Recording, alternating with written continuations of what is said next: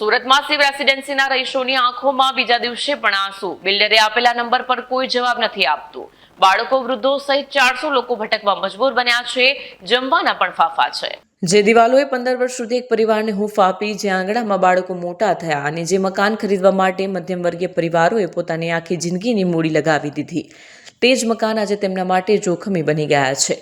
સુરતના ભીમરાડ વિસ્તારમાં આવેલી શિવ રેસિડેન્સીના રહીશો માટે આજે સમય જાણે થંભી ગયો છે. બાજુમાં ચાલી રહેલા બ્રાઇટ સ્ટોન પ્રોજેક્ટ રાજલક્ષ્મી બિલ્ડરના ખોડાણના કારણે 17 ડિસેમ્બરે સર્જાયેલી દુર્ઘટનાના બીજા દિવસે પણ અહીં રુદન અને આક્રોશનો માહોલ જોવા મળી રહ્યો છે. શિવ રેસિડેન્સીના 4 ટાવરને સુરત મહાનગરપાલિકા દ્વારા સીલ મારી દેવામાં આવતા બાળકો, વૃદ્ધો સહિત 400થી વધુ લોકોની હાલત અત્યંત દયનીય બની છે. રહીશો રડતી આંખે પોતાનો કિંમતી સામાન અને ઘરવખરી લઈને બહાર નીકળી રહ્યા છે, જ્યારે પાલિકાના ગાર્ડ્સ દ્વારા બિલ્ડિંગને કડક સુરક્ષા વચ્ચે કોર્ડન કરી દેવામાં આવી છે. રીમઝીમ જૈન જેવા અનેક મધ્યમવર્ગીય લોકો, જેમણે પોતાની જીવનભરની કમાણી આ મકાન પાછળ ખર્ચી નાખી છે, તેઓ આજે બિલ્ડરની લાપરવાહી અને તંત્રની નિષ્ક્રિયતા સામે લાચાર બનીને રડી રહ્યા છે. પોતાના જ ઘરમાં પ્રવેશ માટે મંજૂરી લેવા તેઓ મજબૂર બન્યા છે. સતત બીજા દિવસે પણ લોકો પોતાની જીવન જરૂરિયાતની વસ્તુઓ, થોડા કપડાં અને કિંમતી સામાન થેલામાં ભરીને ડૂચકા ભરતા ઘરની બહાર જોવા મળ્યા હતા.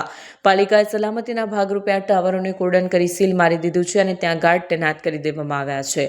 પોતાના જ ઘરમાં પ્રવેશવા માટે આજે આ લોકોને મંજૂરી લેવી પડી રહી છે. ગેસ અને વીજળીના કનેક્શન કાપી નાખવાની ચીમકી અને અમુક ટાવરમાં બંધ કરાયેલી સુવિધાઓના કારણે લોકોને હાલાકી વધી છે.